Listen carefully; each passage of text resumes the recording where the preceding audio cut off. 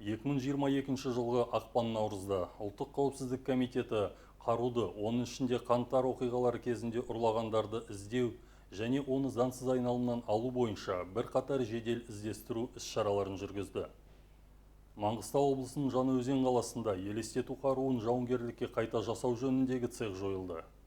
Осы әрекетті ұйымдастырды деген күдікпен 2 азамат ұсталды. 4 Калашников автоматы, СКС ИР ойықты карабині және 48 патрон алынды. Алматы облысында қаңтар оқиғалары кезінде Алматы қаласының қару дүкенін тонауға қатысы бар деген күдікпен қылмыстық топ ұсталды. Тергеу барысында жасырын орын табылып, одан 189 патрон алынды. Алматы облысы Талғар ауданында жасырын орын табылып, одан 2 тегіс оңғылы мылтық, 1 пневматикалық мылтық, 1 жарықшу гранатасы және әртүрлі калибрдегі 27 патрон алынды. Алдын ала деректер бойынша табылған қару Алматы қаласының Қорған қару дүкенінен ұрланған. Алматы қаласында бұрын ұсталған қазақстандықтар ұйымдасқан қылмыстық топ мүшелері 19 бірлік тегіс оңғылы мылтықты ерікті түрде тапсырды.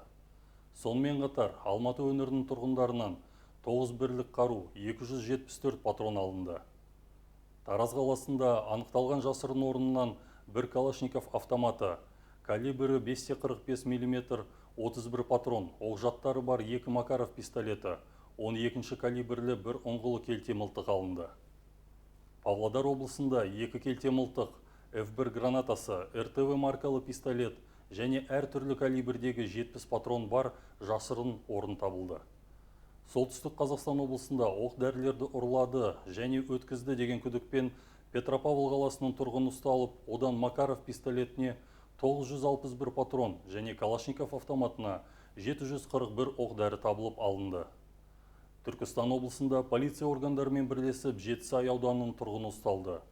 Тұрғылықты жері бойынша келте мылтық және Калашников автоматына 20 патрон алынды.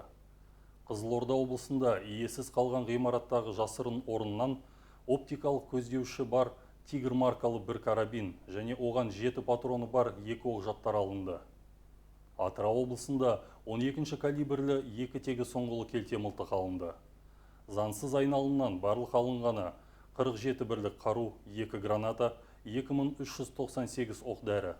Осы фактілер бойынша сотқа дейінгі тергеу жүргізілуде.